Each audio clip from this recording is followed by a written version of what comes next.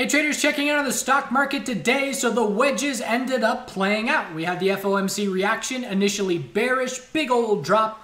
Key is to zoom out because the bulls were buying the dip significantly into the end of the day. Is that enough to alleviate fear, or are we in for more downside? Let's look at the charts. Forgot to mention, Lori does the morning live streams on our YouTube channel, checking in and getting prepared for the trading day, 8:30 a.m. Eastern, and this Friday we're going to give away free annual course and free annual membership in all of our courses. So solid package deal. Tune in, win $1 billion. So we were looking at our S&P 500 futures chart on the 4-hour time frame and the rising wedge, and the statement was, can it really be that clear for a bear break? And then the reminder from yesterday was, most people aren't looking at rising wedges and don't know what they are, so maybe it can be. In the end, we rolled over and broke clearly from that rising wedge bearish. It helped me with conviction to have the largest bearish position I've had overnight in a long time. And what also helped with that was it was a day trade yesterday that I took profit on that gave me a very comfortable break-even stop loss on it to have a bit more bear exposure heading into the FOMC. And that was through SQQQ. So S&P 500 bear break. We saw a lot of fear in response to the FOMC out of the gate. One thing was missing. All of our major sectors did not hit the low of the day at the same time. Financial sector bulls held on just fine. They had a bullish reaction to the FOMC. So that one big ingredient is missing from this fear. We also had a very significant bounce, but bounces that are V-shaped are great for bulls, but they don't mean anything if they don't come with trend changes. So if these bulls cannot hold the low and then break the high of the bounce, the bears are going to keep short-term control. And it's really important to differentiate between short-term and longer-term control, because right now bears have complete short-term control of SPY and QQQ, but the daily and weekly time frame still just fine for the bulls. So your mindset is dependent on whether you're looking shorter or long-term. So I'm watching the hourly EMA 12 resistance overnight tonight on these future charts. And if I wake up tomorrow morning and those are still resistance, then the bears have complete short-term control still. So we've got very clear levels to be watching in the short term. The low of the drop and the high of the bounce. Those are the most important levels for me from here. Looking at SPY, we're continuing to pull back after hours. So a low of 419.92, which was a double bottom right at the low of the day. Very key support level, and 423.59, a double top. How perfect is that? And that's how I trade the FOMC. I play off of levels, and we had a double bottom and a double top to be playing off of. I'll go through some of my trades that I took today here at the end of the video, and I did trade the FOMC reaction a little bit, but overall, hourly has to confirm a trend change back to the bulls. If the lows of today break tomorrow, then we'll talk about some fear. Because again, just imagine the emotional cycle that everybody just went through for the last 2 hours of trading. Uh-oh, fear, fear, fear. Buy the dip, big sigh of relief. Yeah, bulls are fine again. They're buying the dip again, no biggie.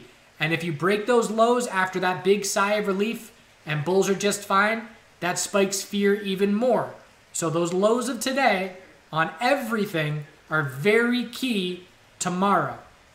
NASDAQ futures chart, daily uptrending resistance line. We pulled back just under it. Daily consolidation underway, looking at QQQ.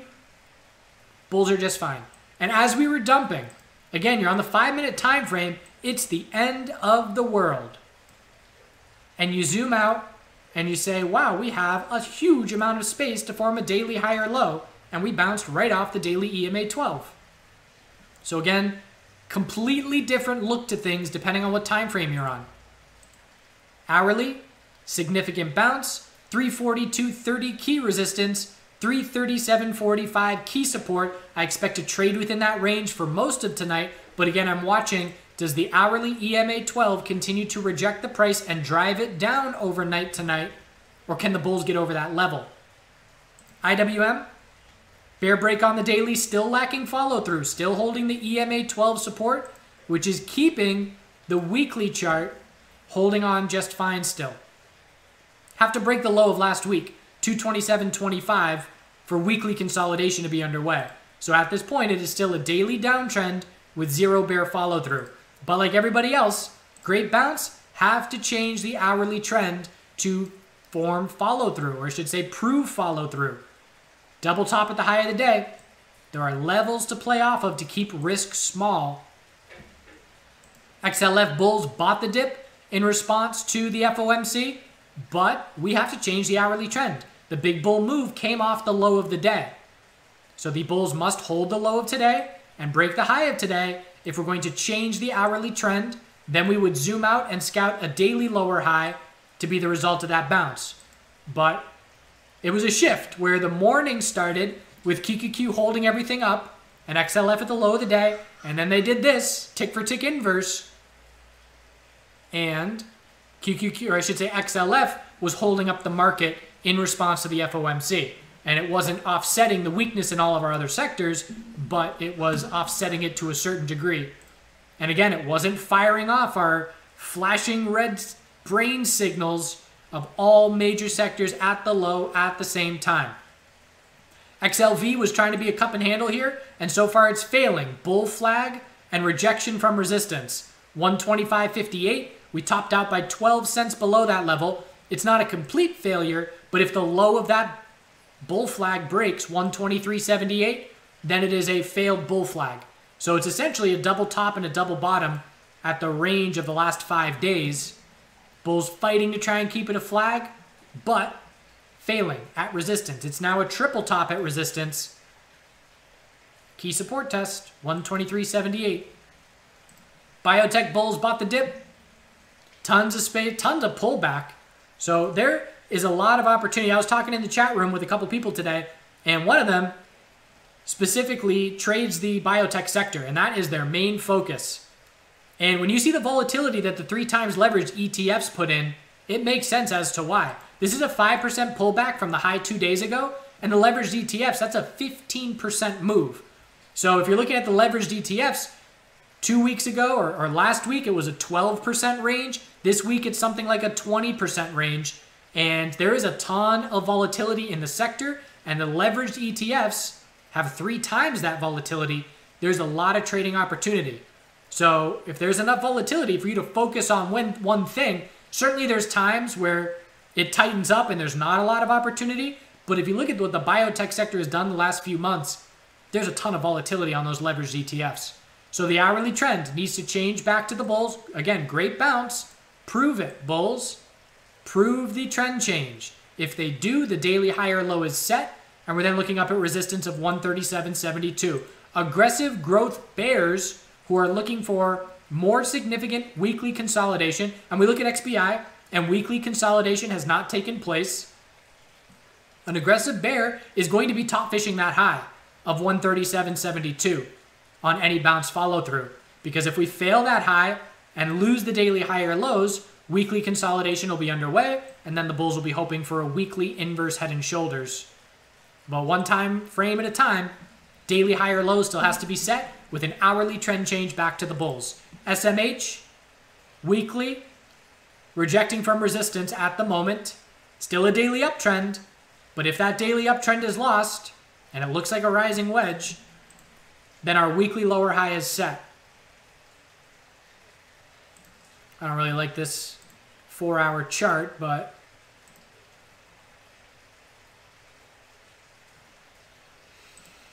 so daily higher lows are key. And if we lose them, weekly equilibrium continues to tighten up. Anything above 120, make that 246.27 is a daily higher low.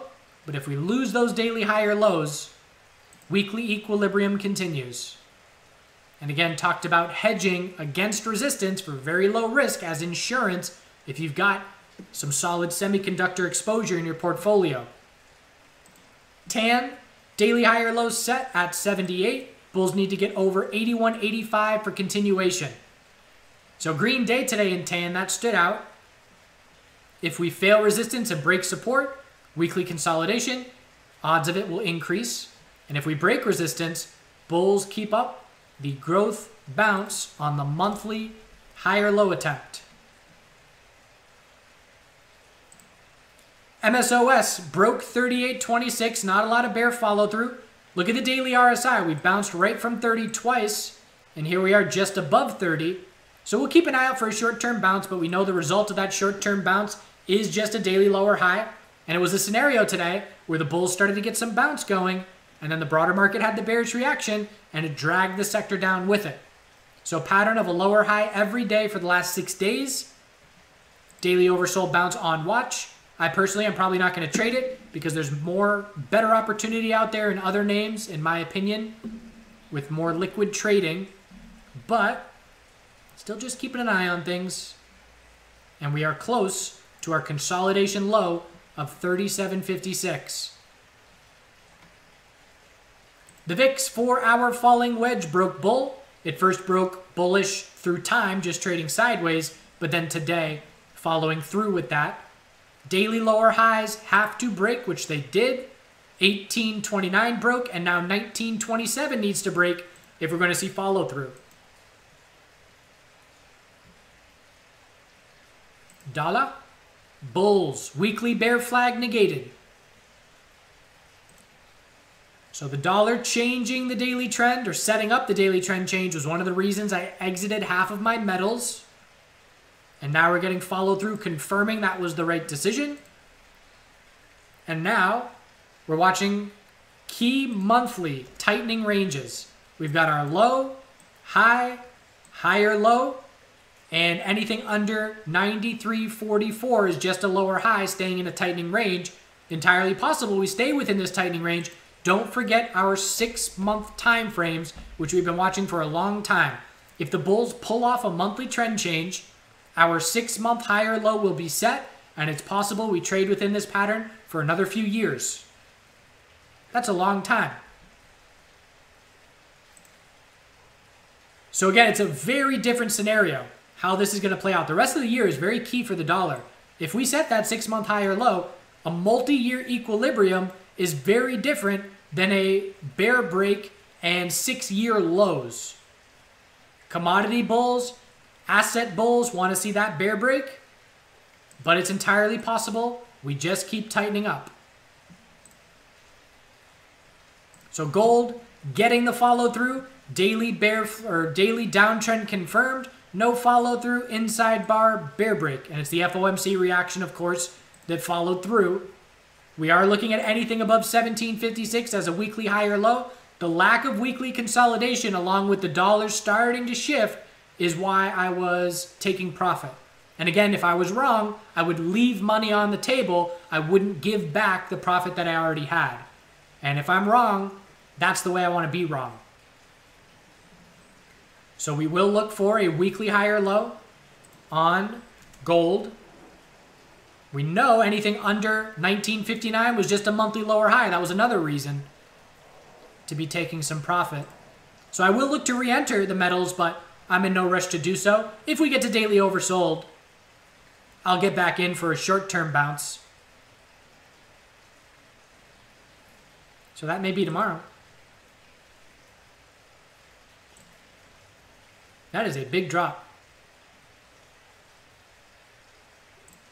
Silver's still holding up a lot better, but it broke the low of last week, so inside bar bear break.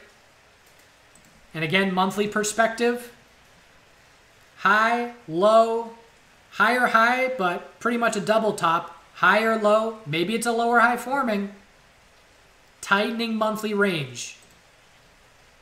And we're looking at anything above 23.78 as a weekly higher low. And again, another reason, no weekly consolidation for months.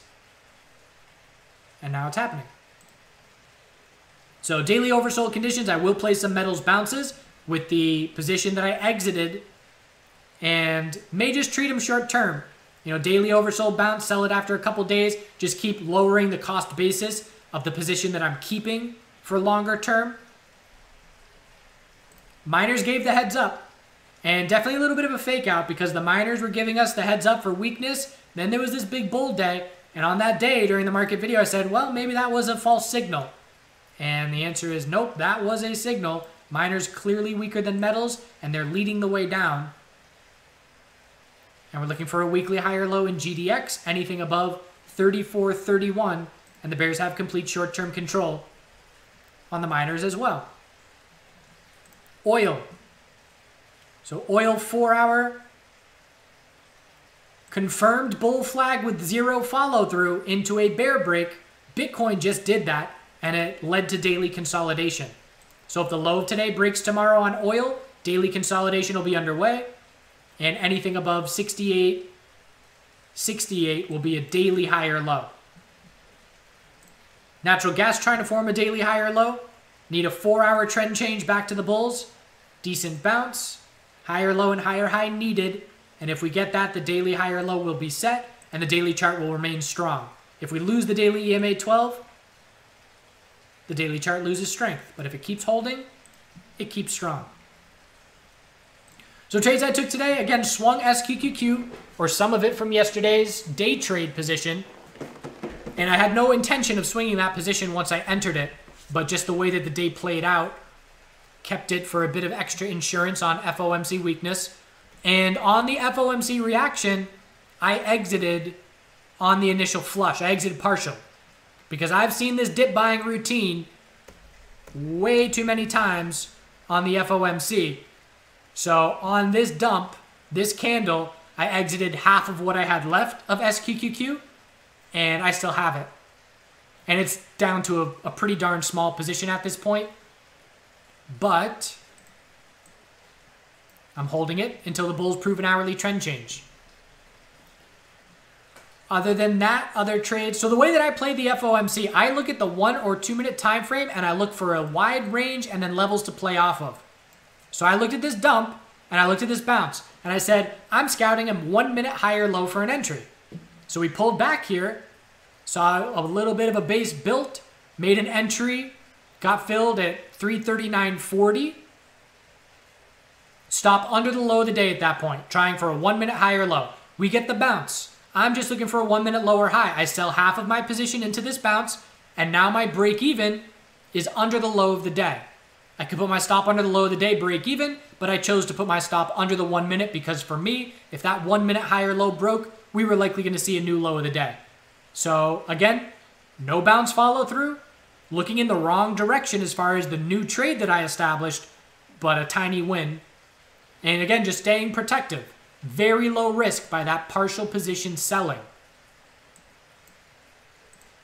Other than that, I shorted Tesla during the morning live stream. I was a little bit too early, and that impacted things.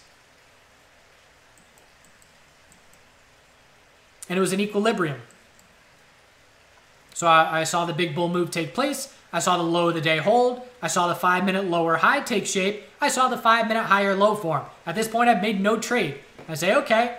And at this point, it's very important what QQQ was doing at the same time because it was all bulls.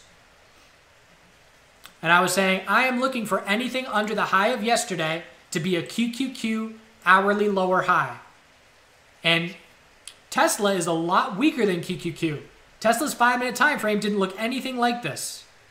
So I'm saying to myself, okay, if Tesla sets an hourly lower high and sees a pullback here, Tesla is not positioned well for that. So I was too quick because I entered on this bounce, I entered bearish. First position, 598. Second position, 650 cents or so. And stop over the high of the day. So that gives me an average of, let's just call it 699 and change. And I'm risking 0.7% if I stop out. Had I been a little bit more patient, well, let's go through how it played out first. We double topped at resistance and then we rolled over. I was looking for QQQ consolidation. I wasn't looking for a straight drop to the low. So when the consolidation started, I said, all right, I'm a little too early in Tesla. I'm exiting half of my position right around break even. And that just limits, you know, if I stopped out, that would have been about a day loser to start the day. I never like starting my day risking a day loser. And my reward, in my mind, was a day maker. So that's a 1-to-1 risk to reward. I didn't love that risk to reward scenario. So I had a full position because I entered 2. And I exited half at break even, and that then made my exposure a half a day loser if I stop out, and maybe a half a day maker if I get follow through and if I'm correct. So that was just me saying, okay, didn't have ideal timing, not loving the setup anymore, and exiting half that position. Then, of course, it followed through with a bear break, and had I held it, it would have worked out well, but in hindsight, that's easy to say. And then, so I said to myself, okay, I'm going to exit the rest of my short when the 5-minute trend changes back to the bulls. And we then saw this big time bounce. And the whole time I'm saying, oh man, big move off the lows. I'm still in my short and still profitable right around break even at the high of that bounce. But I was just looking for a 15-minute lower high. At that point in time, the bounce was big enough where I said, okay, I'm not waiting for a trend change. I'm exiting looking for a 15-minute higher low to form. And at that point in time, Tesla's correlation started shifting bullish comparative to QQQ. And QQQ was dumping. 12.15. What was QQQ doing? Here's 12.15. So QQQ was crushed with the 5-minute RSI at 20. And I said to myself, okay, if QQQ gets any kind of 5-minute oversold bounce going, Tesla's going to form a 15-minute higher low. So I exited my short in around 597, anticipating a 15-minute higher low. In hindsight, had I covered my short and gone long, that would have been the ideal trade. In the end, just locked in a winner. And at that point, by exiting in the 597s, it was maybe a 20% day maker. So another small win. And it's just a good reflector for me, just in terms of being a little bit too early, a little bit too antsy, and making all the difference in the world between a 20% day maker and what would have probably been a day maker if I had my entries at 600 and 602 as opposed to 598 and 600. That little difference can make all the difference as far as how the trade ends up playing out. One more trade I took, TLRY. So TLRY, this was all bullish correlation.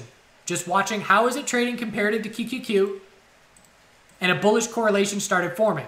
So TLRY was forming this 5-minute equilibrium, and it was a beauty. Nice and tight, nice and clear. Heading up to resistance, 1035 to 1040. Heading up to resistance. What's QQQ doing at 1035 to 1040? Dumping. Straight drop, waterfall drop, and TLRY is completely disregarding it. So I'm saying to myself, okay, any little upside in QQQ is only going to help the TLRY bulls, and the downside is not hurting them. And then I saw a 2-minute cup and handle psychology setup. I wouldn't put it in a textbook, but it was 1818 resistance, double top at 1818, 2-minute bull flag. I entered on the 2-minute bull flag. I put my stop under 18. My play was off this bull flag. I've been talking about this trading style in the last couple videos, in these videos, how where I recognize a flag and I make the trade based off of that assumption. We could have broken 1804 and still held 1791 and remained in this equilibrium. But I wasn't playing for the equilibrium. I was playing for this to be a cup and handle like pattern. We then exploded. This was due to coverage on CNBC of weed maps, an MJ name, and then they talked about the sector. So why was the bullish correlation there? Because those in the know of the CNBC segment coming up were buying. And their buying was helping offset anything that the bots and the algos were doing as far as selling pressure because of what the broader market was doing. So why the bullish, in my opinion, why the bullish correlation showed up in TLRY is because you got bots and algos that are correlated. And QQQ's dropping. And there is definitely selling going on in TLRY from bots because QQQ is going down. But the price in TLRY is going up because the buying in anticipation of the CNBC segment is offsetting the bot selling of that correlation. And then I just scaled out into strength. I sold half in the 1820s. I was going to let it try and ride out. It then, the size of the pullback, it became very clear. This is just your classic CNBC pump and fade. And this 2-minute bounce started. It was very weak. And at that same point in time, QQQ was forming a 5-minute bear flag at 11 a.m. And here was 11 a.m. And so I said, okay, I'm just bailing on this little 2-minute lower high. And exited maybe 18 18.35 or something. So definitely didn't sell the top, but from the entry of 18.12, it was a nice 1% plus gain. And that was probably my most significant trade of the day as far as for one individual trade. And then again, just bailed because it was a pump and fade. CNBC pump and fade. All right. So I've got pretty even exposure still. SQQQ, little bit of FAZ, half of my metals, gold and silver, less than half of what I started with on ARC. SPY long-term, no touch, but fairly flat overall. Not the kind of thing I'm going to wake up to any notable significant changes. Because if QQQ's down, my SQQQ is going to be up, but my ARC is going to be down. They're offsetting each other to a large degree. And we'll start with fresh, clean slates. I started June really well. Great start to the month. First week. Second week, just a lot of little win, little loss, little win, little loss, just pretty much sideways in the account. And today, finally getting over a little double or triple top dollar amount that I was hitting as resistance. So that feels good. Trying to break out of that rut, but also not forcing it. You know, there's nothing, I don't need to try and make the second week of June as good as the first week of June. I patiently wait for the market environment to be set up in a way that favors my trading style. And if I can go flat and sideways while I'm waiting for that to happen, that is ideal. Do good things. Feel free to ask any questions. Hope you had a good day. Watch those hourly EMA resistances on these futures charts. May see more fear if the lows of today break tomorrow. Big if. On the last legs of the lettuce, and I'll just let it flower. And the caterpillars are starting to compete on the greens. So I really just do the greens in salad the most early spring and then late fall. They're the best. I don't try and compete with the pests in the summer. This is the second full year of this elderberry, and it has absolutely exploded. It was the size of that fig transplant when I put it in here.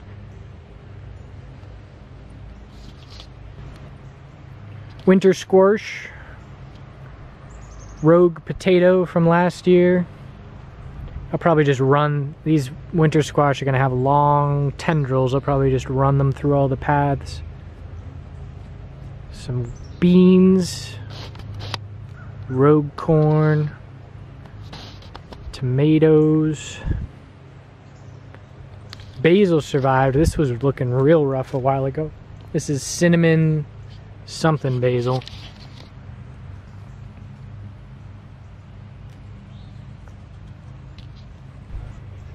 This rhubarb needs to be used up. I'm going to make some more rhubarb and mint tea.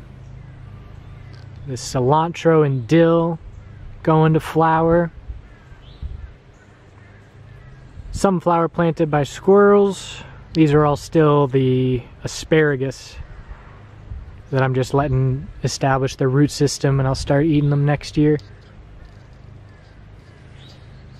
More rogue potatoes, corn, pink celery, sunflowers are doing good. And underneath all these sunflowers are just the seeds from last year's ground cherries, and I think they're mostly ground cherries. They're very crowded, but I'm just curious to see what they do.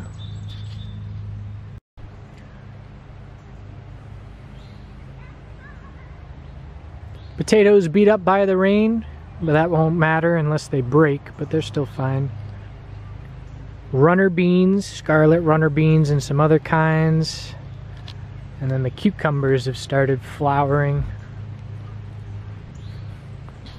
and making cukes.